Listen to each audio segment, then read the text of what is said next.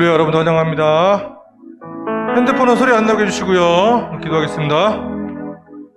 사랑의 아버지 하나님 감사드립니다. 거룩한 주일 또 오르게 허락해 주시고 귀한 성소에서 예배를 드립니다. 무인부신도 있고 또한 가정에서 모여서 예배 드리시는 우리 교우님도 있습니다. 그 마음 가운데 많은 은혜 풀어주십시고 또 말씀으로 힘을 얻고 다시 한번 주님의 말씀을 감사하는 거룩한 그리스도인 될 수 있도록 이 시간 축복하여 주시옵소서. 감사드리며 거룩하신 우리 구주 예수 그리스도 이름으로 간절히 기도하였습니다. 나를 통하여 찬양했습니다.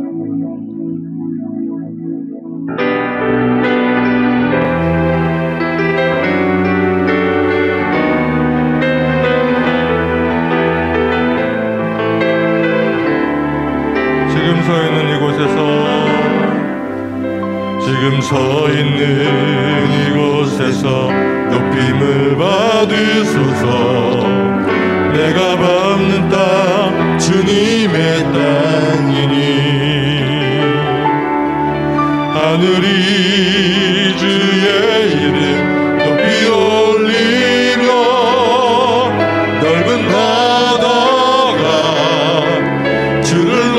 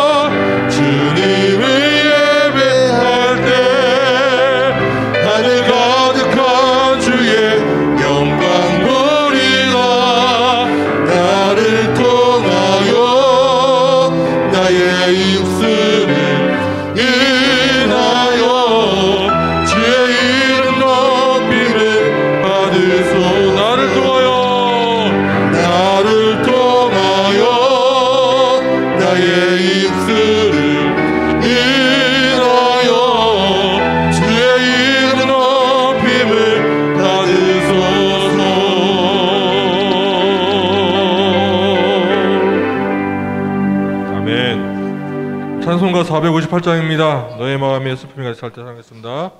찬송가 458장입니다.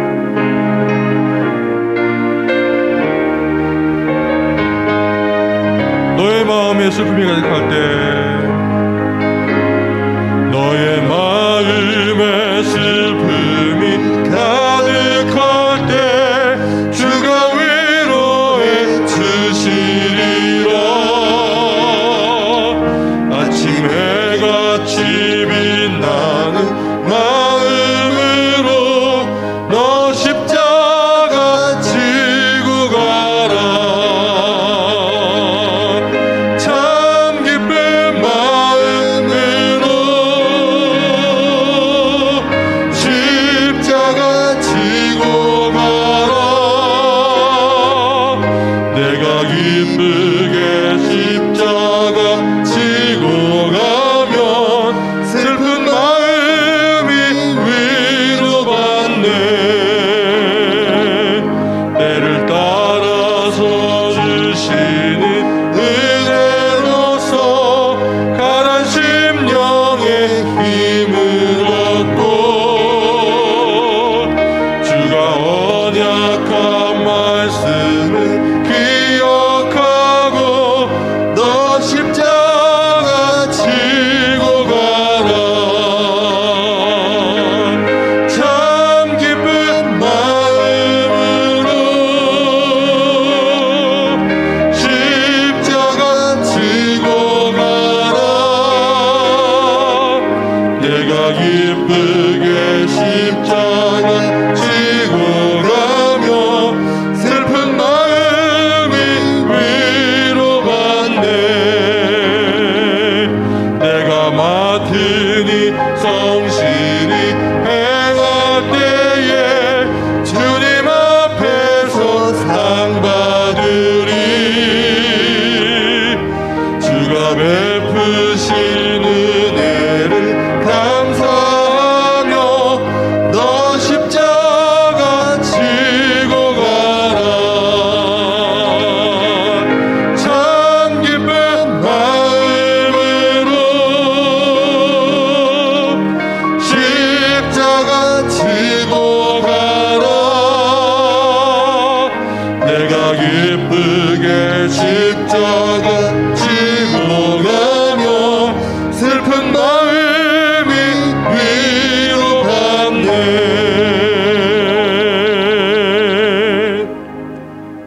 아멘. 다시 일어나셔서 우리 주님 당신은 사랑의 예비 찬양했습니다.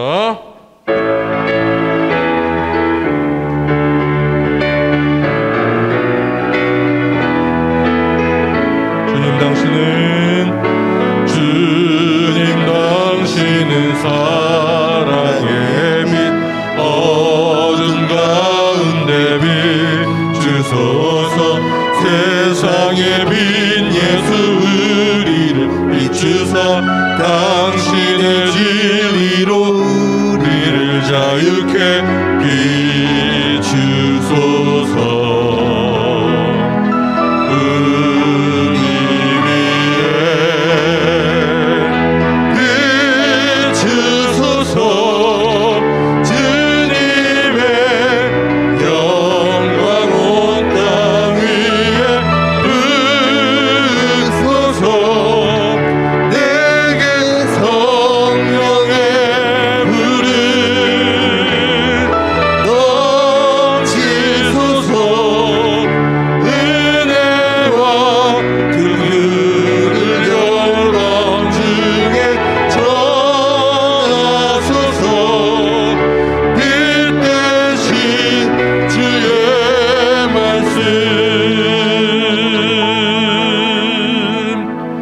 아멘. 다시 여기서 mog합니다. 예배를 위해서 말씀을 사모하는 마음으로 또 목사님을 중보하는 마음으로 다 같이 기도하겠습니다. 사랑의 아버지 감사드립니다. 오늘도 거룩한 주일 예배 나왔습니다. 아버지 하나님 말씀으로 가르쳐 주십시오. 말씀으로 변화받게 해주시고 또 말씀으로 의지하여서 한 주가 승리할 수 있도록 인도하여 주시옵소서.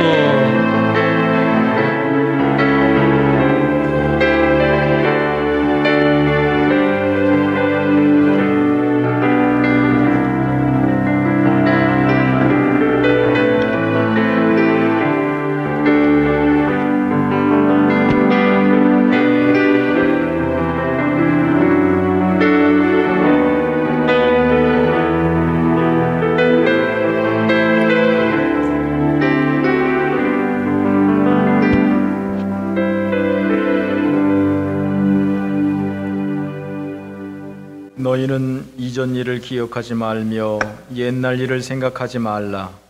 보라, 내가 새 일을 행하리니 이제 나타낼 것이라.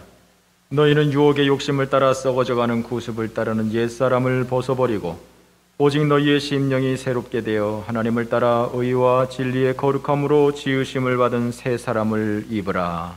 아멘. 찬송가 27장 부르십니다.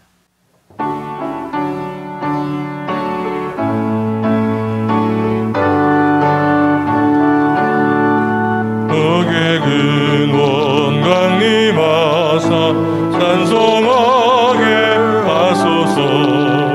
한량 없이 자비하심 승량할 길 없도다.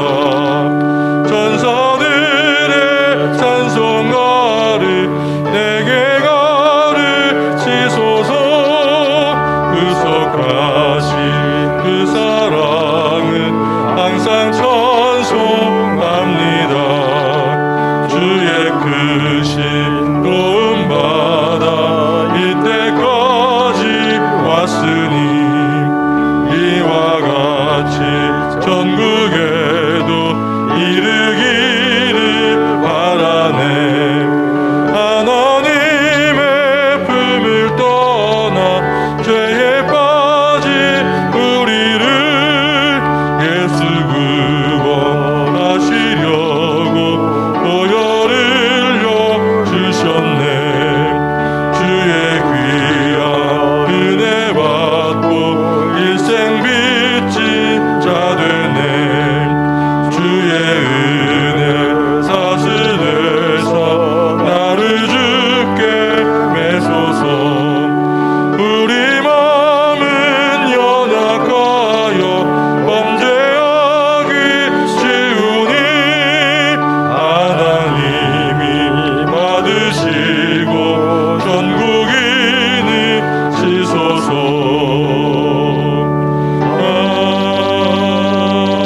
아멘.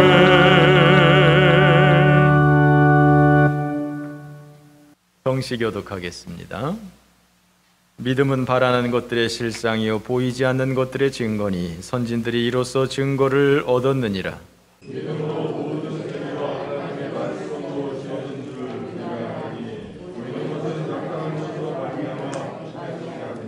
믿음으로 아벨은 가인보다 더 나은 제사를 하나님께 드림으로 의로운 자라 하시는 증거를 얻었으니 하나님이 이 예물에 대하여 증언하심이라.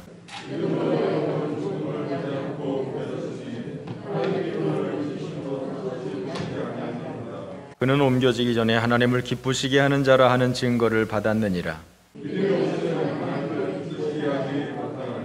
하나님께 나아가는 자는 반드시 그가 계신 것과 또한 그가 자기를 찾는 자들에게 상 주시는 이심을 믿어야 할지니라. 아멘.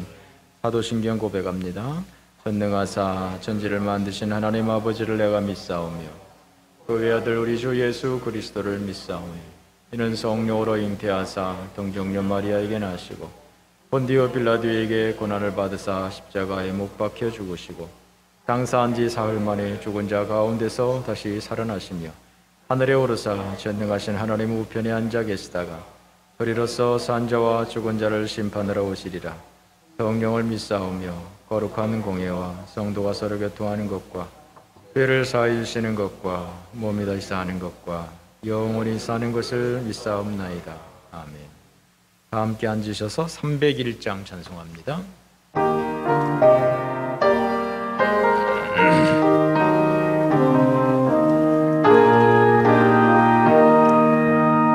지금까지 지내온 것 주의 크신 은혜로 한이 없는 주의 사랑 어찌 이루 말하랴.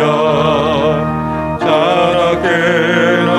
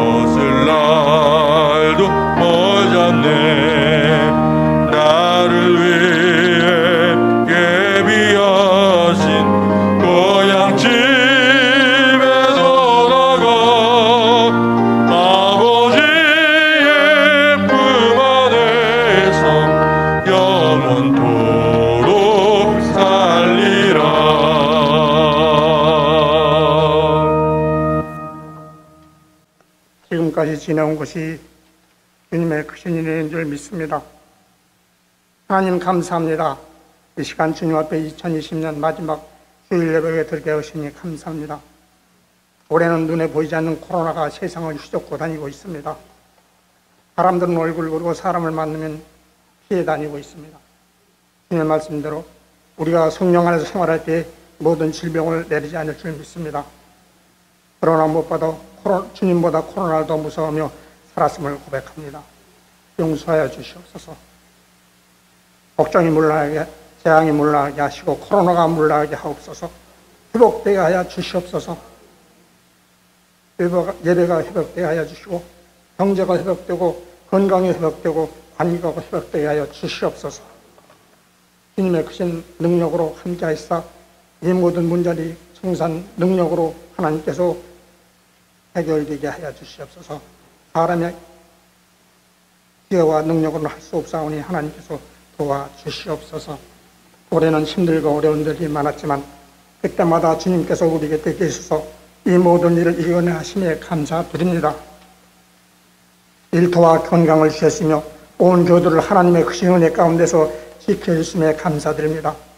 이 시간 낙원의 성도들이 한 해를 마무리하고 새롭게 새해 주일을 믿음으로 주님의 자녀로 살아가겠노라고 다짐하는 예배 찬양을 드리기 위해 모였습니다. 하나님 우리의 예배와 찬양을 받아 주시옵소서. 주님 우리의 삶이 주님을 영원하게 하고 그를 영원토록 즐거워하는 삶을 살아가게 하옵소서. 신령한 은혜를 더하여 주사 믿음으로 승리하는 새로운 주일을 맞이하게 하여 주시옵소서. 이곳에 나옥교를 세우심에 예정과 섭리 가운데 세우심을 믿습니다. 학기관을 통하여 우리 교회가 더욱 부흥되기를 원합니다. 진정으로 살아 움직이는 교회가 되게 하옵소서. 항상 기도하며 범사에 감사하는 교회가 되게 하여 주시옵소서. 사랑의 하나님, 우리 교회가 온 교우들이 주차장 기도를 놓고 기도드리는 중에 있습니다. 우리의 힘은 부족합니다. 주님 안에서 이루어지기를 소원합니다. 이루어 주시옵소서. 살아오는 새해는 유초동부, 중고동부, 청년회가 활성화되기를 원합니다. 이 일들을 위하여 온 성도들이 기도하게 하여 주시옵소서. 이 어린이들의 말씀과 사랑으로 성장케 하시고 어려서부터 하나님을 두려움으로 믿음으로 살아가게 하여 주시옵소서. 사랑의 하나님, 해외에 나가서 말씀을 전하는 선교사님들을 크신 능력으로 함께하여 주시옵소서. 많은 결실을 맺게 하여 주시옵소서. 하나님께서 특별히 은대균 선교사님을 지켜주시옵소서. 춥고 어려운 가운데 있습니다. 그러나 주님께서 모든 일을 이겨나가게 할 줄 믿습니다. 때마다 많은 어려움이 들 때 주님께서 그 모든 어려움을 이겨나가게 하실 줄 믿습니다. 성도들 기도로 협력하게 하여 주시옵소서. 더욱이 건강을 지켜주시옵소서. 이곳에 계신 사모님과 온 가정을 지켜주시옵소서. 새해에는 목사님, 전사님 그리고 주님의 사역자들에게 건강과 능력을 더하주사 피곤치 않도록 도와주시옵소서. 그리고 낙원교회 모든 성도들의 가정에 주님 안에서 평안한 복을 받게 하시고 각자의 기도 제목들이 응답받는 한 해가 되게 하여 주시옵소서. 하나님, 이 나라를 지켜주시옵소서. 이 나라의 모든 경영을 주님께서 주관하시는 줄 믿습니다. 하나님께서 이 나라를 세우지 않으면 망할 수밖에 없사오니 지켜주시옵소서. 대통령에게 지혜를 주사 백성들의 목소리를 외면하지 않게 하여 주시옵소서. 깨닫게 하여 주시옵소서. 무엇보다 하나님을 두려워하는 대통령과 국회의원들이 되게 하여 주시옵소서. 이 시간 목사님 다운에 세우사오니 크신 영역으로 함께해 주사 마지막 주일에 주시는 말씀이 돌아오는 새해의 목표가 되게 하시고 노정의가 되게 하여 주시옵소서. 부족가 연애 아무 공로나 없사나 예수님의 거룩하신 이름으로 감사하며 기도 드렸사옵나이다. 아멘.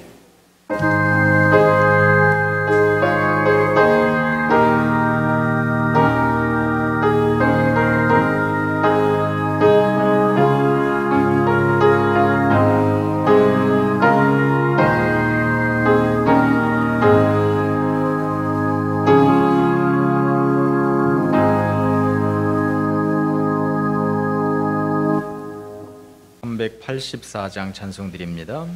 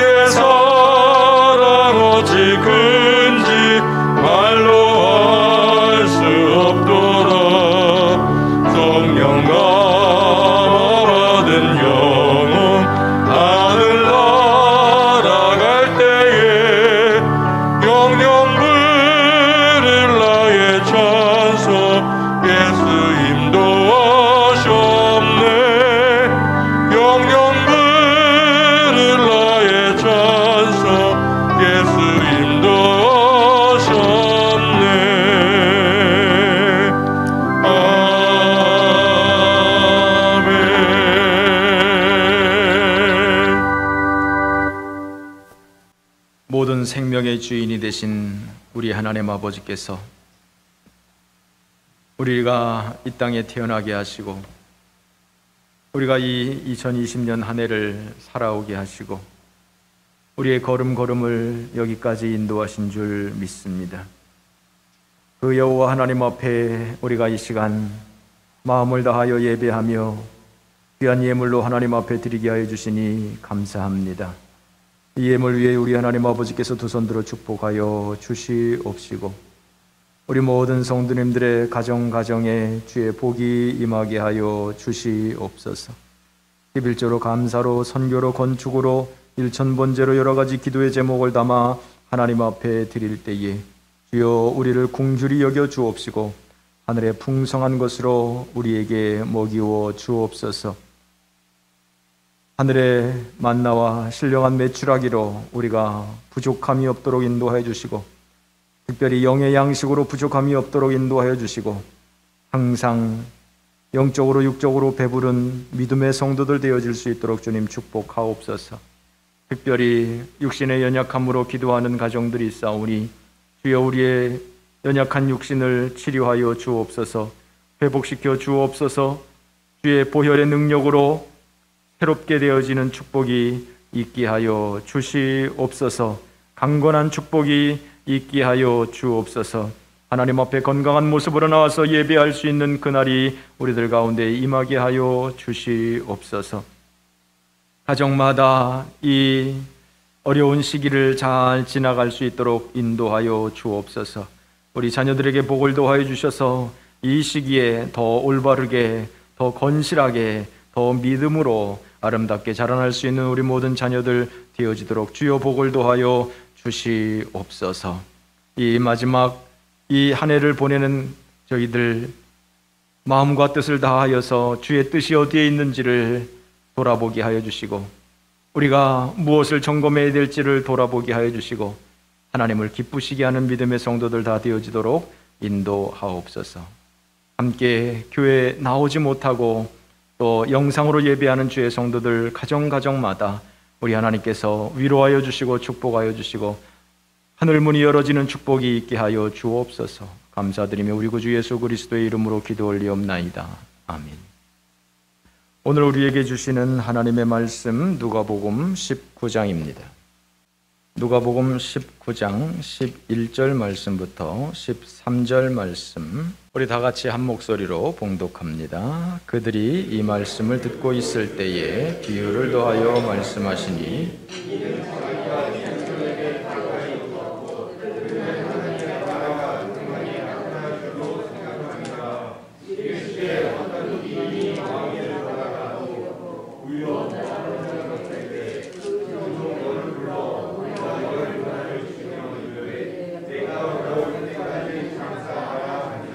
아멘. 교회 소식 전해드리겠습니다.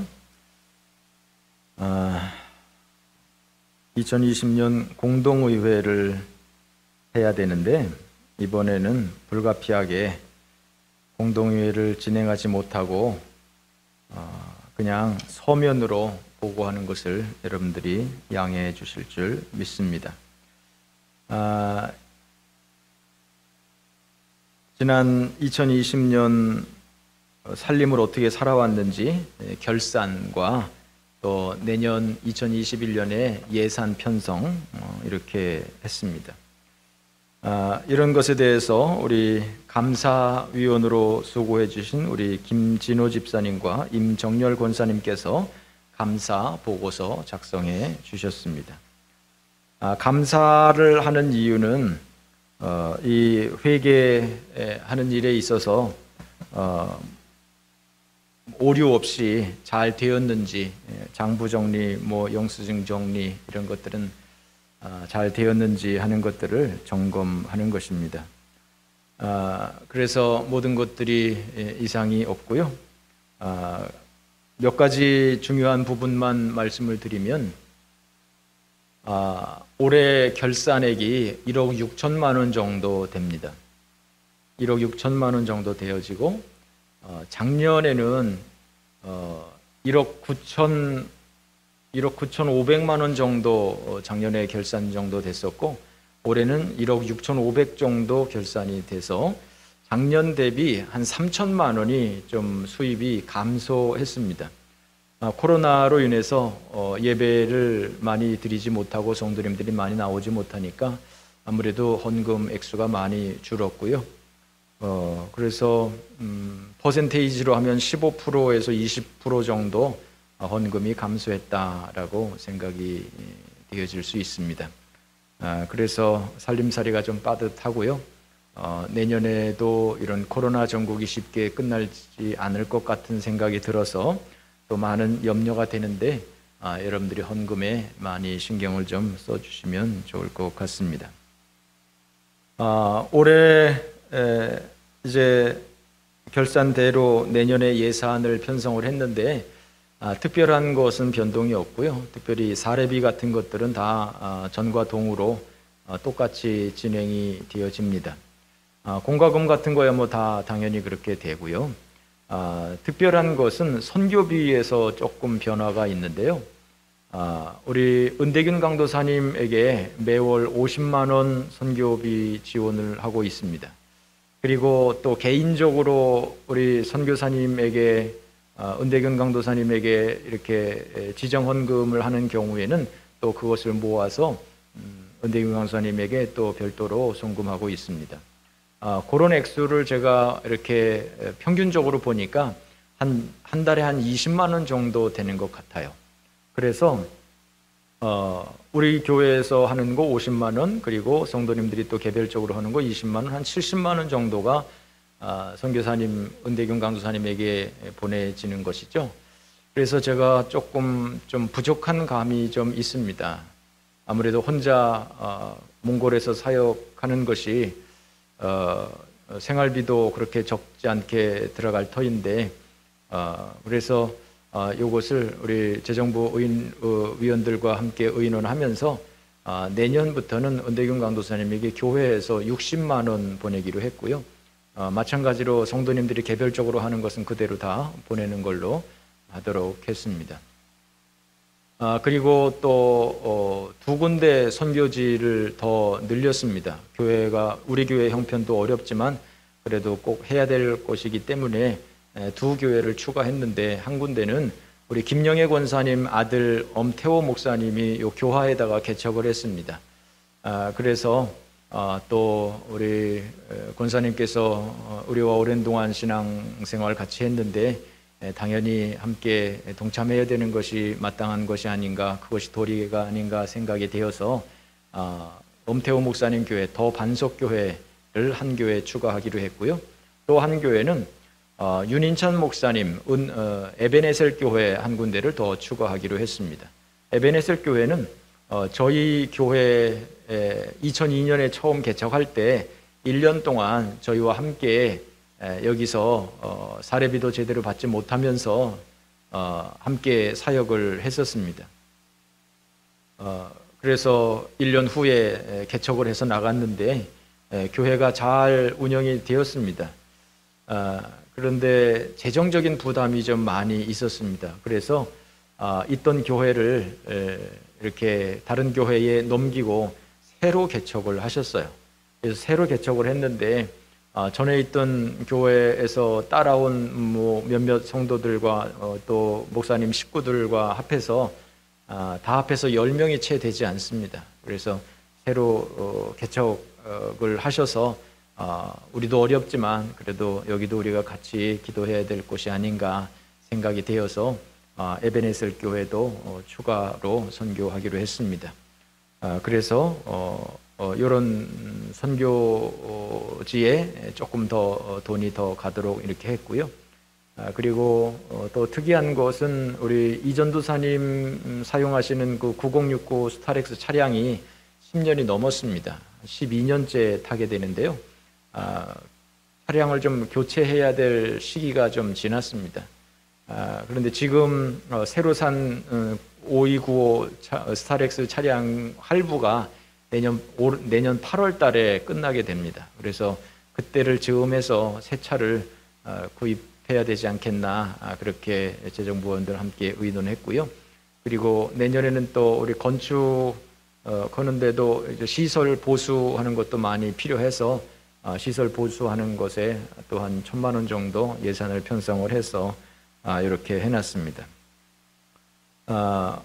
그래서 참 예산이 빠듯하게 돌아갑니다만 올해 그래도 잘 버텨 나갔고요.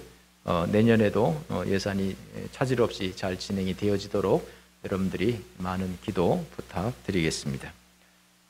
송구영신 예배 광고를 드리겠습니다. 올해는 지금 송구영신 예배를 드릴 수 있는 상황이 되지 못합니다. 송구영신 예배를 1, 2, 3부로 드린다고 하는 것도 좀 우습고요. 그래서 이번에는 송구영신 예배를 가족별로 드리는 걸로 교회에 와서 집에서 사실 영상으로 예배 드리는 것이 그렇게 쉽지 않을 것입니다. 집중력이 좀 떨어질 겁니다. 집에서 예배를 드리는 것보다는 그래도 교회 와서 기도 한마디라도 하고 가는 것이 지나간 한 해를 돌아보고 새해를 주신 것을 감사하고 그렇게 하나님 앞에 나와서 직접 기도하고 하나님께 인사드리고 가는 것이 더 효과적이지 않겠나라고 생각을 해서 저녁 9시부터 12시, 1시 때까지 여러분들이 자유스럽게 오셔서 기도하고 돌아가시면 될 것 같습니다. 저희 교회에서는 8시에 영상 촬영을 좀 하겠습니다. 8시에 영상 촬영을 해서 간단하게 찬송하고 설교하고 이런 것으로 편집을 해서 이렇게 9시, 10시, 11시, 12시 이렇게 시간대로 한 30분 정도 편집을 해서 이렇게 영상을 틀면 어떨까 생각 중입니다. 그러면 여러분들이 오셔서 그 시간에 9시, 10시, 11시, 12시 그 시간에 오셔서 그 시간 전에 오셔서 기도하다가 설교 듣고 그리고 기도하고 돌아가시든지 아니면 그 예배 시간에 맞춰서 영상 시간에 맞춰서 오셔서 잠깐 설교 듣고 기도하고 돌아가시든지 그렇게 편한 대로 여러분들이 물론 집에서도 하실 수 있습니다. 영상을 올려놓으면 되니까 집에서도 그렇게 하고 그런 식으로 했으면 좋겠습니다. 그래서 이 정말 2020년 한 해를 보내고 2021년 새해를 하나님께서 허락하시는 것을 참 감사하면서 돌아보고 또 소망을 가지고 살아갈 수 있는 그러한 2021년이 되었으면 좋겠다 생각이 되어집니다. 그래서 1월 1일은 또 금요일이기 때문에 새벽 기도와 또 금요 기도회는 1월 1일은 쉬도록 하겠습니다. 우리 서승희 집사님이 삼성병원에 입원 중에 있습니다. 많은 기도 부탁드립니다. 그리고 요즘에 이렇게 보니까 요 손목 팔찌 이렇게 사용하시는 분들이 조금 이렇게 줄어들었는지 적어졌는지 이렇게 하시는 것 같은데 요것이 혹시 이제 한참 사용하면 잘 안 되는지 모르겠습니다. 혹시 잘 작동이 안 하시는 분들은 우리 청년들한테 가시면서 말씀하셔서 바꿔 가시면 되겠습니다. 그렇게 잘 안 먹는 것이 좀 있는 것 같습니다. 잘 안 먹으면 좀 바꿔 가시고요. 그리고 제가 이렇게 해보니까 금방 차고 있으면 잘 안 되고 좀 오래 차고 있은 다음에 하면 잘 되더라고요. 그러니까 여기 와서 저기 주섬주섬 꺼내서 이렇게 하지 마시고 집에서부터 차고 오시면 훨씬 더 잘 될 거고요. 또 어떤 분들은 손발이 차가운 분들이 계세요. 손발이 차가운 분들은 이게 잘 안 먹더라고요. 그런 거 같은 경우에는 조금 양해를 좀 해주시고요. 그렇게 가급적이면 이것을 많이 사용하시면 들어오면서 수기로 안 적어도 되니까. 또 예를 들어서 이거 집에서 찍고 오셔도 됩니다. 집에서 찍고 전송하시면 여기 와서 안 찍어도 상관없습니다. 그럼 다 우리 교회로 다 들어오게 되어 있습니다. 그래서 한 번만 찍으면 되니까 그렇게 참조해 주시면 되겠습니다. 자, 우리 옆에 분들과 함께 인사 나누겠습니다. 반갑습니다. 잘 오셨습니다.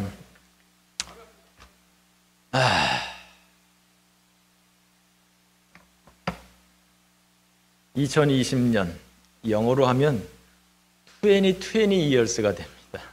2020 years. 얼마나 발음 좋습니까? 이 참 2020 years, 2020년 마지막 주일 예배가 되었습니다.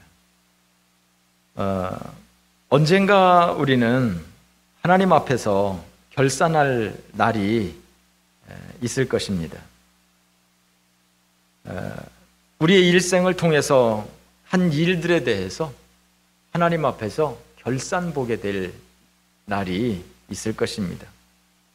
그래서 하나님 앞에서 마지막 결산서를 제출할 날을 준비하면서 우리의 일생을 살아가야 할 것입니다. 아무 생각 없이 허비하는 인생, 잘못 살고 있는 인생을 사는 것은 아닌지 이 마지막 주, 마지막 시간에 우리가 함께 돌아봐야 할 것입니다.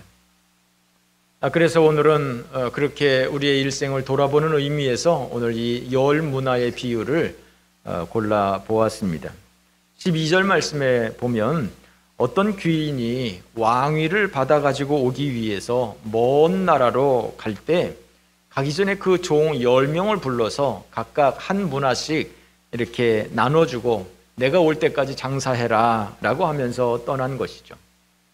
그런데 14절 말씀에 보면 백성 중에서 그 귀인을 미워해서 왕이 되지 못하게 하기 위해서 사람들을 또 보내서 이 사람들이 우리 왕이 되는 것을 원치 않는다라고 전했다고 하는 것입니다.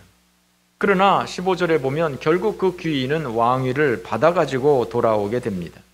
자, 왕위를 받아가지고 이 귀인이 돌아오면 이 사람이 할 일은 무엇이겠습니까? 첫 번째는 그 10명의 종들, 10문화를 나눠준 그 10명의 종들을 불러서 결산을 봐야 되겠죠. 뿐만 아니라 자기를 반대했던 사람들, 자기가 왕이 되는 것을 반대했던 그 사람들을 또한 처벌하겠죠. 그래서 그렇게 그 왕이 왕으로 위임을 받고 와서 이 사람들을 상줄 사람 상주고 징계할 사람 징계했다라고 하는 비유입니다. 그 10명의 종들 가운데서는 3명만 이야기를 하고 있는데 한 사람은 한 문화를 가지고 10달란트를 남기고 또 한 사람은 한 문화를 가지고 5달란트를 남기고 또 한 사람은 그 한 문화를 손수건에 싸가지고 있다가 주인이 왔을 때 그것을 다시 그대로 돌려주었다라고 하는 것입니다.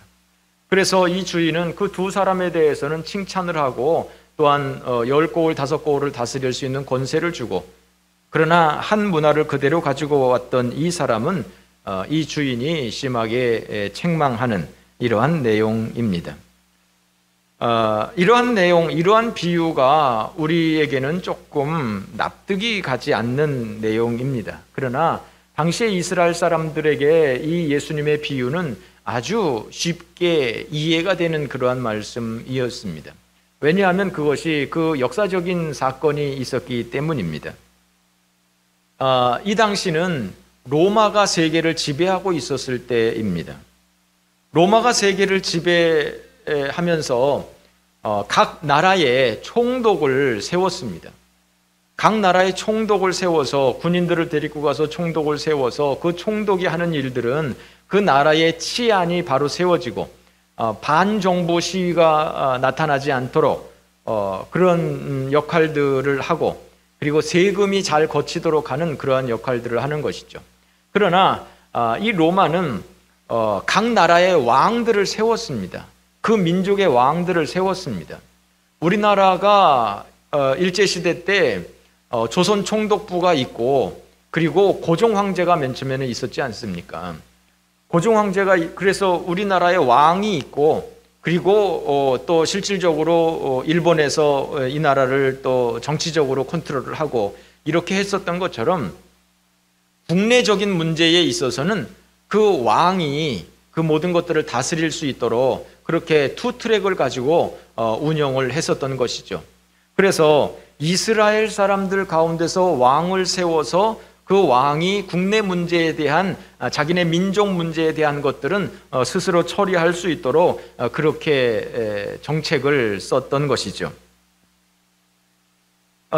그래서 예수님이 탄생할 때는 헤롯 대왕이 있었죠. 헤롯 왕이 있었는데 그 사람을 헤롯 대왕이라고 합니다. 그리고 지금 예수님께서 돌아가실 이때는 헤롯 아켈라오라고 하는 사람이 있었어요. 헤롯 아켈라오.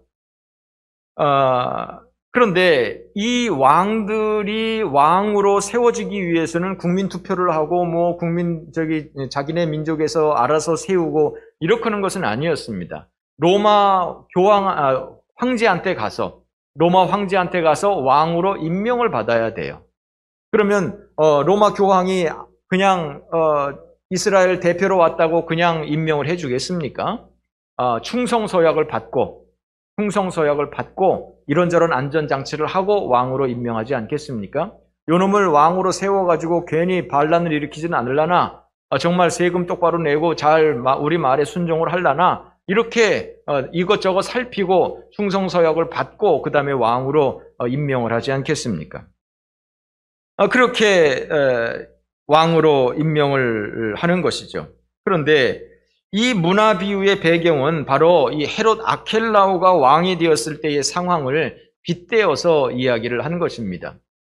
헤롯 대왕의 아들 헤롯 아켈라오가 왕이 되는 데 있어서 많은 반대가 있었습니다. 왜냐하면 이 헤롯 가문은 정통 유대 가문이 아니거든요. 정통 이스라엘의 왕가가 아니에요. 로얄 패밀리가 아니에요. 그러니까 이 사람들이 우리는 이 헤롯 가문을 우리 왕으로 인정할 수 없다. 이 사람은 우리 정통 가문 아니다. 이거 어디서 나타났는데 이 사람들이 왜 우리 왕으로 하느냐?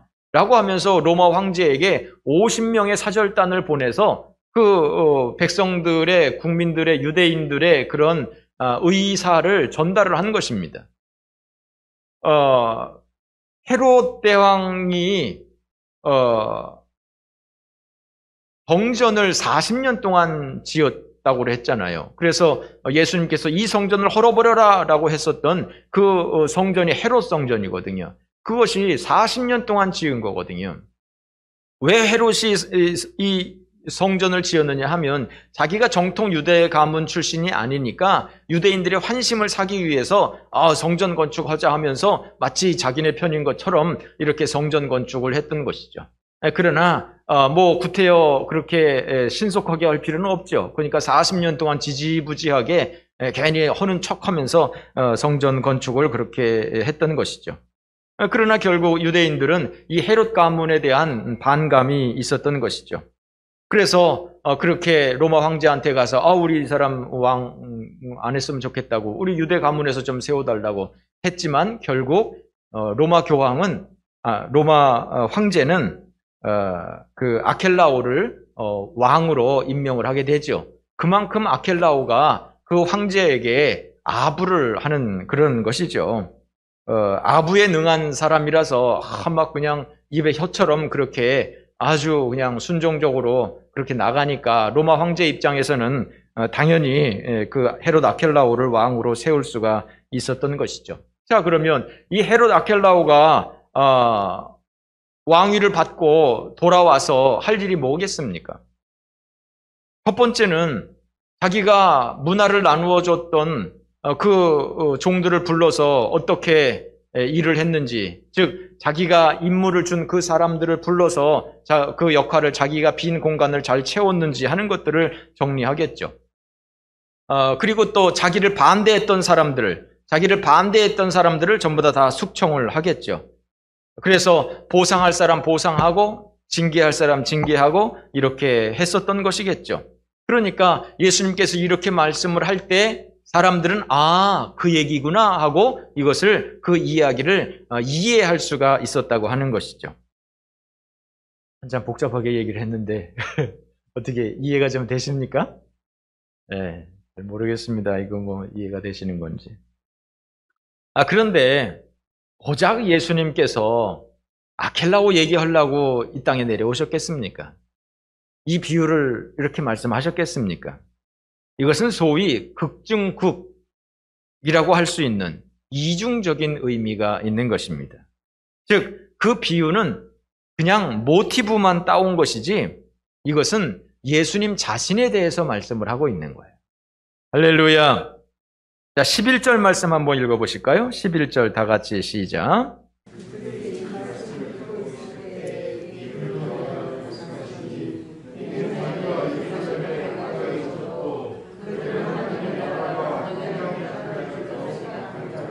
자, 그들이 이 말씀을 듣고 있을 때에 그랬습니다. 그들이 이 말씀을 듣고 있을 때라고 하는 얘기는 그 이전 얘기를 하는 거예요. 그 이전. 그 앞에 이야기는 지금 뭐가 써 있습니까? 삭개오 사건이 써 있죠. 네. 그러니까 지금 이 비유의 말씀도 삭개오 사건 그 현장에서 있었던 일이에요. 삭개오를 만난 그 자리에서, 여러 사람들이 모인 그 자리에서 지금 이 열 문화 비유를 말씀을 하고 있는 것이죠. 삭개오는 여리고에 살았습니다. 그러니까 장소적으로 말을 하면 여리고에서 있었던 일이고요. 조금 더 좁은 장소로 말하면 어쩌면 삭개오의 집에서 있었던 일이고요. 그래서 지금 많은 사람들 앞에서 이 이야기를 한 것입니다. 자, 그러면 이 사건 뒤에는 무슨 일이 있을까? 28절 말씀을 한번 보세요. 28절 다 같이 읽어봅시다. 시작.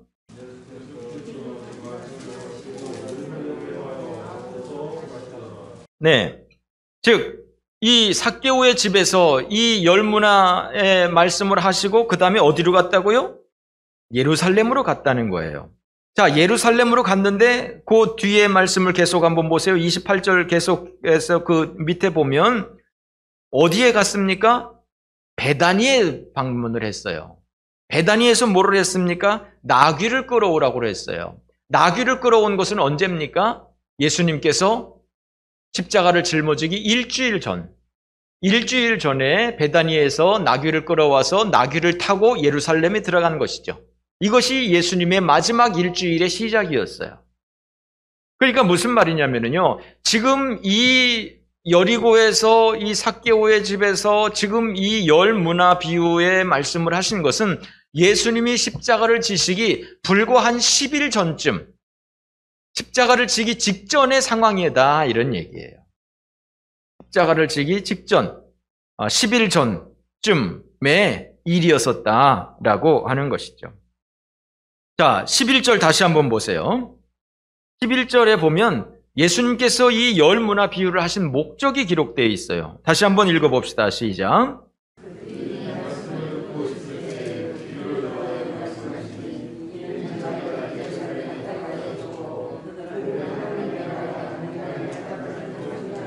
자, 이는 자기가 예루살렘에 가까이 오셨고 이제 마지막으로 죽기 위해서 예루살렘에 가고 있다 이겁니다. 그러니까 예수님은 지금 마지막 십자가를 짊어지기 위해서 예루살렘으로 가다가 여리고에 잠깐 들린 거예요. 그래서 거기서 삭개오를 만났고 거기서 지금 열 문화를 말씀하고 있는 거예요. 즉 십자가를 짊을 날이 얼마 안 남았다 이거예요. 그러니까 십자가를 짊어지기 전에 마지막으로 이 사람들한테 뭘 말을 해야 됐을 거다 이런 얘기죠. 그리고 또 중요한 것은 뭐라 그랬습니까? 그들이 하나님의 나라가 당장 나타날 줄로 생각함이라 그랬어요. 이 사람들이 하나님의 나라가 당장 나타날 줄로 생각했다고 그랬어요. 이게 무슨 말이냐면요. 이스라엘 사람들은 메시아가 나타날 것을 생각했고요. 예수님이 메시아라고 생각을 했고요. 예수님이 이제 예루살렘으로 올라가면 드디어 이제 선포하게 될 것이다. 메시아로 이제 사역을 시작하게 될 것이다. 라고 생각을 했어요. 이 사람들이 생각하는 이 하나님의 나라가 당장 나타날 줄로 생각합니다. 여기서 말하는 이 하나님의 나라는 저 하늘에 있는 하나님의 나라를 말하는 게 아니에요. 그 땅에 다윗 왕국의 재건을 얘기하는 거예요. 다윗 왕국이 다시 메시아를 통해서 다시 다윗 왕국이 세워질 것을, 로마를 물리치고 다시 독립을 하고 그 다윗 왕 때처럼, 솔로몬 왕 때처럼 정말 부귀영화가 다시 한번 이스라엘을 가득 채우는 그러한 새 나라, 그것을 이 사람들은 하나님의 나라라고 생각을 한 거예요. 이 지상의 하나님의 나라를 생각한 거예요. 그래서 이제 예수님이 올라가기만 하면 이제 저 로마 사람들을 다 물리치고 이 나라가 독립을 하고 이제 다윗 왕국을 다시 재건하게 될 것이다. 이렇게 생각을 한 것이죠. 그러니까 이 사람들은 이제 예수님이 올라가기만 하면 당장 하나님의 나라가 세워질 것이다. 그러면 이제 우리는 고생 끝 행복 시작이다. 이렇게 이 사람들은 생각했던 것이죠. 그러니까 예수님께서 지금 이 말씀을 하신 이유는 그게 아니다. 너희들 번지수 잘못 찾았다. 잘못 생각했다. 라고 하는 것을 말씀하기 위해서 이 열 문화 비유를 말씀하고 있는 것입니다. 즉, 지금 예수님께서 말씀하신 것은 헤롯 아켈라오를 빗대서 한 귀인이 왕위를 받으러 먼 나라에 갔다. 그리고 그가 왕위를 받아가지고 다시 돌아왔다. 돌아와서 그가 백성들을, 종들을 부르고 또한 자기를 반대했던 사람들을 또 처단하고, 그래서 상 줄 사람 상 주고 벌 줄 사람 벌 줬다 라고 하는 이 메시지를 통해서 예수님께서 잠깐 후에는 이제 먼 나라로 갈 것을 얘기하시는 거예요. 즉 십자가를 지고 이제 이 세상을 떠날 것을 말씀을 하시는 거예요. 그러나 그냥 떠나는 것이 아니라 훗날 다시 왕위를 받아가지고 올 것이다. 주님이 다시 재림할 것이다 라고 하는 것을 말씀하시는 거예요. 재림하시는 것으로 끝나는 것이 아니라 재림하시면 예수님께서 하시는 일이 무엇이냐? 상 줄 사람과 벌 줄 사람들을 구분한다. 축복할 사람과 저주할 사람들을 구분한다. 내 편과 네 편을 구분한다. 이것을 지금 말씀하고 있는 거예요. 지금 이스라엘 사람들은 당장 하나님의 나라가 나타날 줄 알고 손 놓고 있는 거예요. 메시아만 나타나면 우리는 끝이야. 우리는 행복할 거야. 라고 하고 아무것도 안 하고 있는 이 사람들에게 예수님께서는 열 문화의 비유를 통해서 이 귀인이 왕위를 받아가지고 먼 나라에 가고 있는 동안에 이 자기의 종들이 한 문화씩 가지고 열심히 인생을 살면서 열심히 장사를 하면서 많은 이득을 남겨서 주인이 돌아올 때에 그 남긴 이득을 남겨야 되는, 주인에게 돌려드려야 하는 이런 것처럼 우리가 그냥 예수님이 재림을 그냥 넋놓고 기다리는 것이 아니라 예수님이 재림만 하면 나는 천국이다 이러고 기다리고 있는 것이 아니라 그 주님이 오실 때까지 우리가 이 땅에서 어떻게 살아야 될 것이냐, 어떻게 그 주님의 오심을 기다려야 할 것이냐, 이 문제를 얘기하고 있는 거예요. 할렐루야. 네, 제가 말을 너무 어렵게 할지 모르겠습니다. 자, 제가 지금 첫 번째 이 비유의 포인트를 말씀드렸습니다. 이 열 문화 비유의 첫 번째 포인트는 죽임당하실 예수님, 다시 오실 예수님, 심판하실 예수님. 이 예수님의 이 프로세스, 이것을 말씀을 드린 거예요. 자, 그러면 두 번째 포인트는 뭐냐? 두 번째 포인트는 바로 그렇다면 예수님께서 장차 재림하실 때까지 우리 성도들은 어떻게 이 땅에서 살아가야 할 것이냐? 하나님께 받은 이 한 문화를 가지고 어떻게 장사하면서 어떻게 이 땅을 살아갈 것이냐? 주인이 올 때까지 어떻게 내가 주인이 맡겨진 일을 감당하고 살아갈 것이냐? 이것이 두 번째 포인트인 것이죠. 그래서 주인이 10명의 종들을 불러서 한 문화씩 나눠주고 그리고 이제 돌아왔을 때 이제 결산을 하지 않습니까? 그래서 열심히 일한 사람에게는 좋은 상을 주고 장사하지 않은 사람과 반대편에 있는 사람에게는 벌을 주지 않았습니까? 예수님께서 이런 죽음을 마음에 준비하고 이제 열흘 후면 십자가를 짊어져야 되니까 이런 죽음을 준비하고 정말 비장한 각오로 예루살렘을 가고 있는데 이 사람들의 생각은 오직 언제 하나님의 나라가 임할 것인가? 여기에만 초점을 두고 있는 거예요. 언제 하나님의 나라가 임할 것인가? 하나님의 나라만 임하면 우리는 고생 끝 행복 시작인데 이것만 학수고대하고 있는 거예요. 자기네들이 뭔가 할 생각은 안 하고 그냥 손 놓고 그날만 턱받치고 기다리고 있는 거예요. 그러니까 예수님께서는 그게 아니다. 그게 아니라 너희들은 그날 언제 그 귀인이 돌아올지는 아무도 모르는 거다. 언제 그날이 임할지는 아무도 모르는 거다. 언제 오더라도 너희들은 그 주님이 올 때까지 열심히 일을 하면서 열심히 그 문화를 가지고 장사를 해야 되는 것이다. 이것을 얘기하고 있는 것이죠. 넋놓고 기다리는 것이 아니다. 어떻게 이 땅을 살아가야 될 것이냐를 이야기하는 것이다 라고 하는 것입니다. 자, 우리가 잘 알고 있는 달란트 비유가 있습니다. 달란트 비유에서는 5달란트, 2달란트, 1달란트 각각 차등 있게 달란트를 나누어 주었습니다. 그것은 그 종의 능력에 따라서 5달란트, 2달란트, 1달란트를 나눠준 겁니다. 열 문화 비유에서는 각각 한 문화씩 주었습니다. 그러니까 이것은 똑같은 능력인 것이죠. 능력의 차이가 없는 것이죠. 똑같은 능력인 것이죠. 똑같은 상황인 것이죠. 똑같은 상황에서 이 사람들은 어떤 사람은 10문화를, 어떤 사람은 5문화를 남기고 어떤 사람은 그냥 한 문화를 그대로 가지고 왔다라고 하는 것이죠. 그러면 무엇 때문에 이 사람은 10문화를 남겼을까? 무엇 때문에 이 사람은 5문화를 남겼을까? 능력의 차이가 아니라 얼만큼 열심히 했느냐의 문제인 것이죠. 똑같은 능력을 가지고 똑같은 상황, 똑같은 조건에서 똑같은 운동장에서 얼만큼 열심히 했느냐의 문제입니다. 얼마나 열심히 일을 했는가의 문제입니다. 열심히 한 사람은 10달란트를 남기고 또 어떤 사람은 5달란트를 남긴 것이죠. 그러나 열심히 일하지 않은 사람은 그냥 1달란트 그대로 있다가 그냥 그것을 돌려주는 것입니다. 이 사람은 왜 손수건에 쌓아놓고 있다가 그것을 다시 돌려줬을까요? 오늘 핵심은 바로 여기에 있습니다. 그 열심히 일한 사람에게 있지 않고 열심히 일하지 않은 이 사람은 왜 이랬을까? 라고 하는 것이죠. 당신들이 바로 이렇게 이 한 문화를 가지고 있는 사람처럼 아무것도 하지 않고 그냥 멍청하게 주님 오시는 날만 하나님의 나라만 기다리고 있는 사람들은 아니냐? 이것을 지금 예수님께서는 꼬집고 있는 거예요. 자, 이 사람이 한 문화를 그대로 가지고 있었는데 손수건에 싸가지고 있었다고 그랬어요. 이것부터가 잘못된 거예요. 자, 여러분들 같으면 지금 그때 그 상황 가운데서 어떻게 하면 이 재산권을 보호할 수가 있습니까? 가장 안전한 데가 어디입니까? 손수건에 싸놓았다고 하는 것은 집 안에다가 어디다가 손수건에 싸가지고 집 안에다가 어디다 잘 숨겨놓은 거죠. 근데 그 당시에는 정말 사회가 불안했던 사회거든요. 언제 어떻게 전쟁이 일어날지, 언제 어떻게 빼앗길지 모르는 그런 상황이거든요.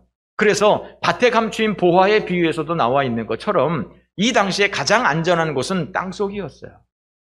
자기만 아는 그 비밀한 장소에다가 그 보물을 심어놓는 것이, 숨겨놓는 것이죠.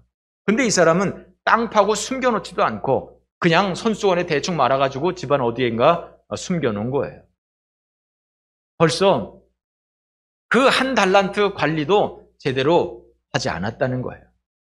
또 이 사람이 왜 1달란트를 가지고 다른 사람은 다 장사하고 있는데 이 사람은 장사를 안 했을까요?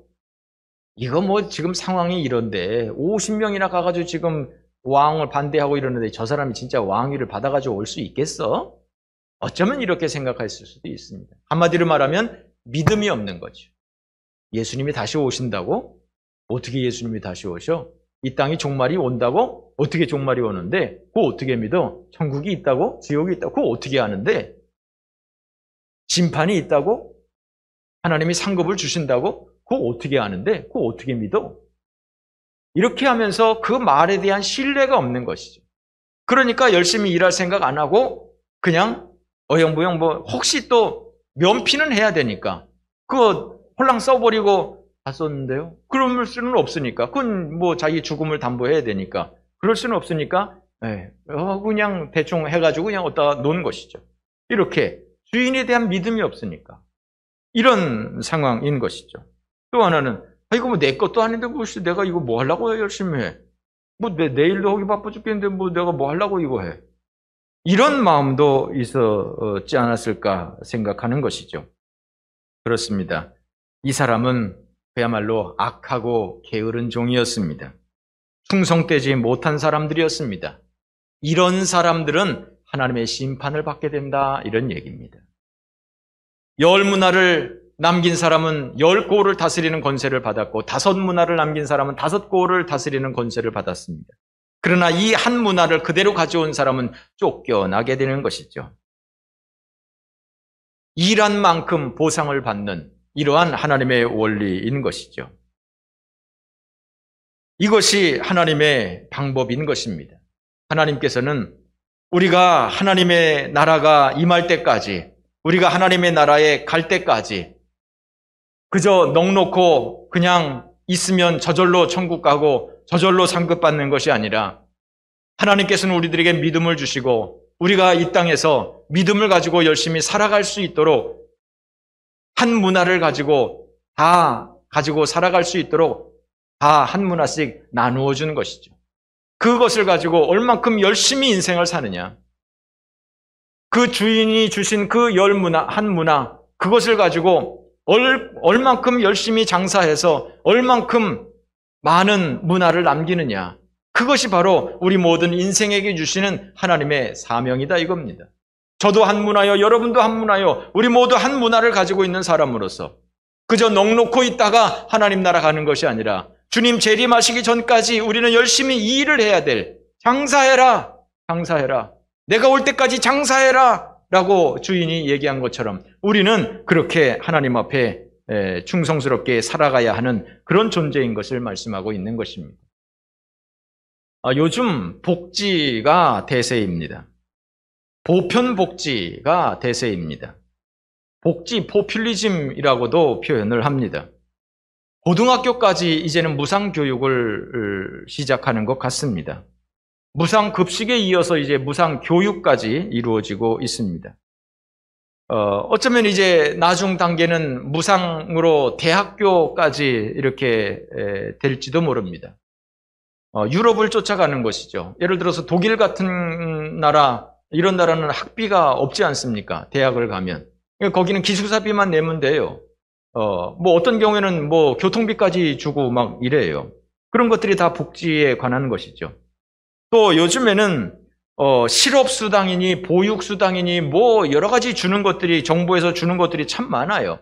몰라서 못 찾아 먹지 알면 찾아 먹을 수 있는 것이 참 많아요.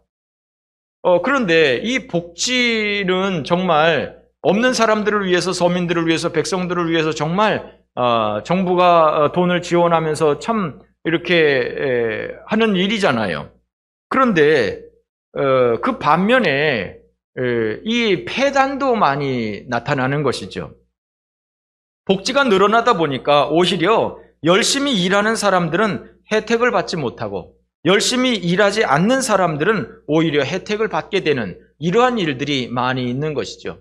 이번에도 우리 집사님 가운데 한 분이 이렇게 개인 사업을 하는데 아무리 어려운 시대지만 정말 힘들게 어렵게 열심히 일을 해가지고 일을 했답니다. 그러니까 일한 대로 세금을 내잖아요.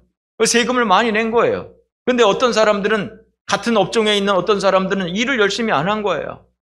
그러니까 그 사람들은 정부에서 최대한 250만 원을 보조받은 거예요. 100만 원 한 번, 150만 원 한 번, 250만 원을 받은 거예요. 근데 이분은 너무 열심히 일을 해서 다른 때보다 오히려 수입이 늘었다 이거예요. 그래서 이분은, 우리 집사님은 보조금을 하나도 못 받은 거예요. 그러면 결과적으로 보면 열심히 일을 해서 돈을 많이 번 사람이나 일하지 않고 논 사람이나 그래서 이렇게 정부에서 보조금 받은 사람이나 큰 차이가 없는 거죠. 그러면 사람들은 놀면서도 저렇게 받는데 너 뭐 하려고 열심히 해? 괜히 죽기 살기로 해봤자 차이 나는 것도 없고, 고작 내가 얼마 벌자고, 내가 만약에 열심히 일을 안 해서 돈을 못 받았으면 정부에서 이만큼 주니까 그럼 내가 열심히 일하는 것에 대한 대가가 요거밖에 안 되는데 그거 받고 내가 이걸 하니 차라리 내가 안 하는 게 낫지. 이런 생각을 사람들이 당연히 하게 되는 것이죠. 이런 일들이 비일비재하는 것이죠. 그러니까 이 실업급여라고 하는 것도 요즘에는 열심히 이렇게 직장 생활을 하다가 실직을 하게 되면 돈을 줘요. 실업수당이 나와요. 그러니까 또 사람들은 이것을 하게 되는 근본적인 이유는 뭡니까? 그 직장을 잃었을 때 이 사람들이 안정적으로 그래도 삶을 살 수 있도록 이렇게 정부에서 돈을 지원하는 것이죠. 얼마나 취지가 좋습니까? 그런데 사람들은 어떻게 합니까? 그래? 그럼 또 몇 개월 열심히 일하다가 또 쉬지 뭐. 그러다가 실업수당 받아가지고 살다가 또 이제 취업하고 이렇게 되는 것이죠. 제도가 문제가 아니라 사람이 문제인 거예요. 사람이 타락했기 때문에 아무리 좋은 제도가 있어도 사람은 그 제도를 항상 악용해서 자기한테 유리한 방향으로 하게 돼 있는 것이, 이것이 타락한 인간의 본성인 거예요. 그러니까 이런 복지 정책으로 인해서 사람들이 생활을 안정적으로 할 수 있는 그런 장점이 있는 반면에 점점 사람들이 게을러지게 만드는 그러한 역할도 있는 것을 우리는 부정하지 않을 수가 없는 거예요. 열심히 일하는 사회를 만들고 열심히 공부하는 사회를 만들어야 경쟁력 있는 사회가 될 텐데 우리 사회는 점점 학생들한테 공부 안 시키고 그래서 이런저런 특목고 같은 것들 다 없애버리고 다 똑같이 그냥 하향 평준화로 이렇게 하게 되고 직원들 같은 경우에 일 많이 못하도록 54시간 같은 거 하게 하고 이렇게 해서 어떤 인간의 질이 좀 높아질 수는 있겠지만 정말 편안하게 살 수는 있겠지만 그러나 결과적으로는 경쟁력이 떨어지고 이런 사회가 되게 되는 것이죠. 세상에는 완전한 사람도 없고 완전한 제도도 없는 거예요. 제도가 문제가 아니라 인간이 문제인 거예요. 손흥민 선수가 일주일에 한 2억 이상을 받는가 봐요. 일주일에 2억이래요. 주급 2억. 와, 주여. 나는 2억 받으려면 한 달 월급 가렙이 200만 원으로 생각하면 2억 하려면 10년 있어야 되나? 10년이냐? 100년이냐? 10년이냐? 응. 그래야 되는데 얘는 한 주일이면 2억을 벌어. 아무나 그렇게 받는 건 아니죠. 손흥민이기 때문에 그렇게 받는 것이죠. 손흥민이기 때문에 그렇게 받는 겁니까? 그만한 실력이 있으니까 그렇게 받는 것이죠. 손흥민이 그 실력을 갖기 위해서 그가 연애도 안 한대요. 결혼도 안 한대요. 오직 운동만 한대요. 오직 운동만. 선수 생활할 때까지는 결혼 안 하겠대요. 그렇게 열심히 운동을 하는 거예요. 그렇게 밤이고 낮이고 열심히 운동을 하는 거예요. 그러니까 그런 대접을 받을 수가 있는 거예요. 얼마 전에 은퇴한 이동국 선수가 있어요. 이 사람이 79년생이에요. 올해 42세예요, 만. 올해까지 경기를 하고 은퇴를 이번에 한 거예요.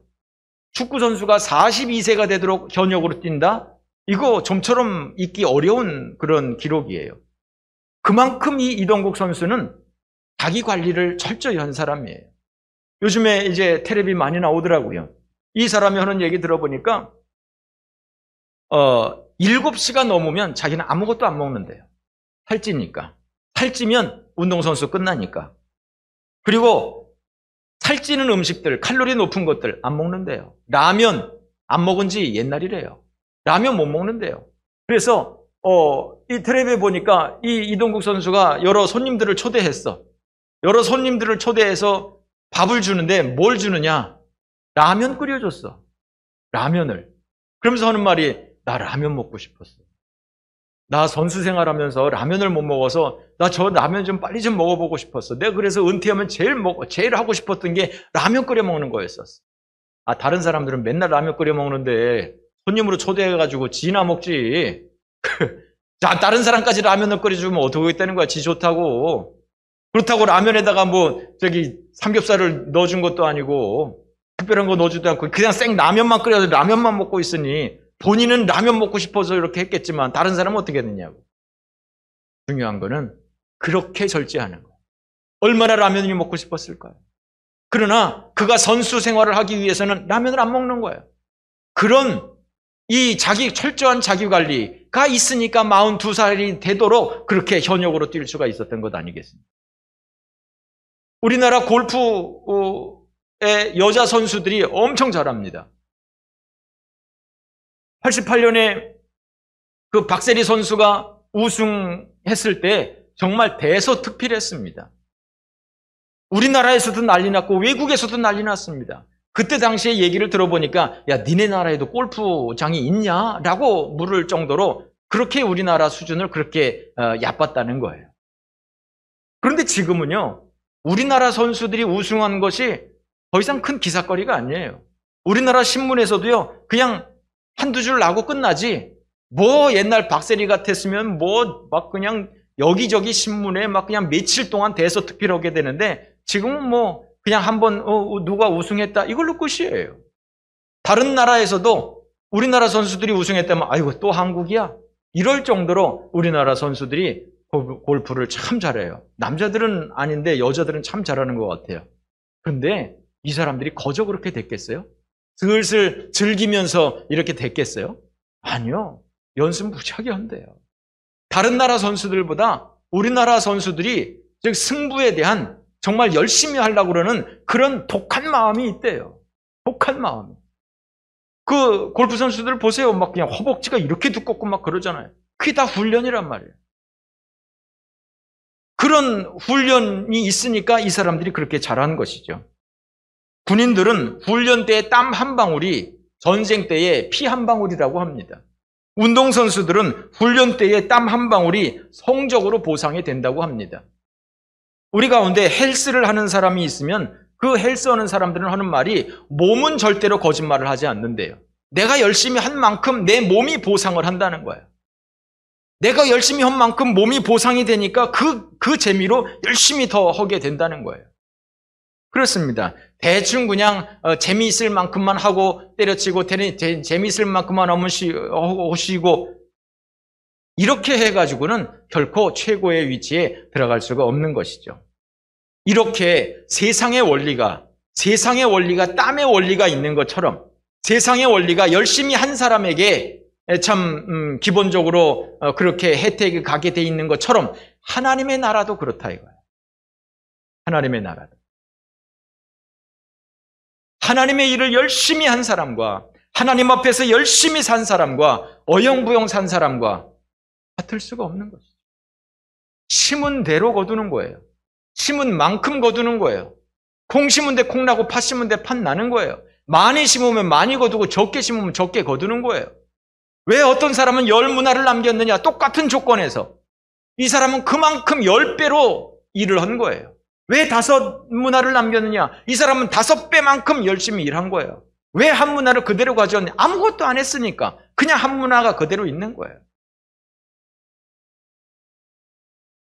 우리는 하나님의 나라에 갈 때에 그저 그냥 믿음만 가지고 가면 우리가 무슨 상 받을 게 있겠습니까? 천국은 믿음으로 갑니다.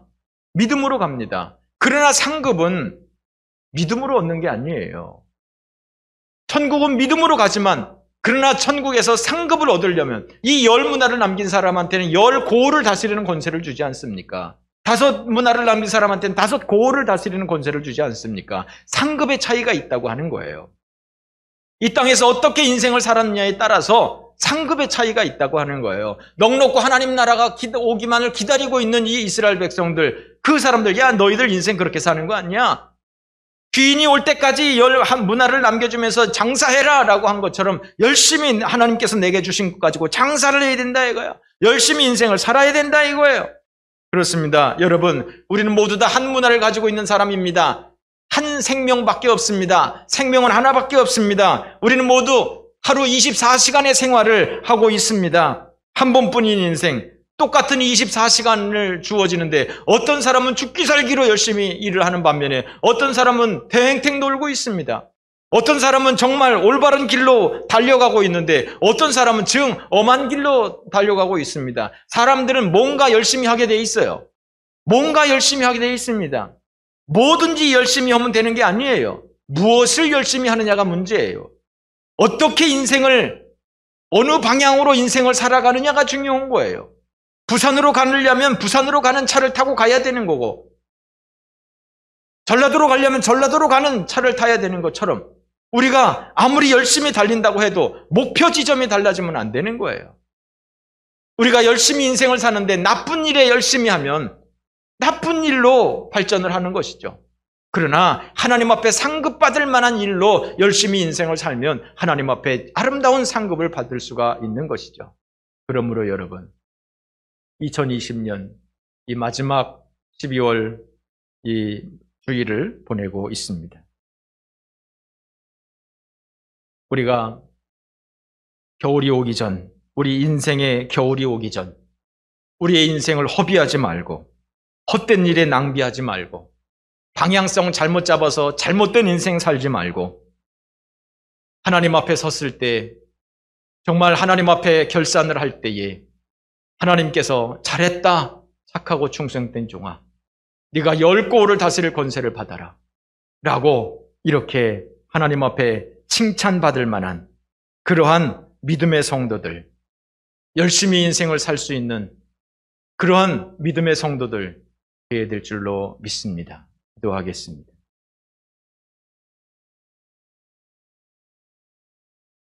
하나님 아버지, 2020년 이렇게 정신없이 달려오다가 마지막 주일이 되었습니다. 우리의 달려온 이 걸음걸음들을 돌아봅니다.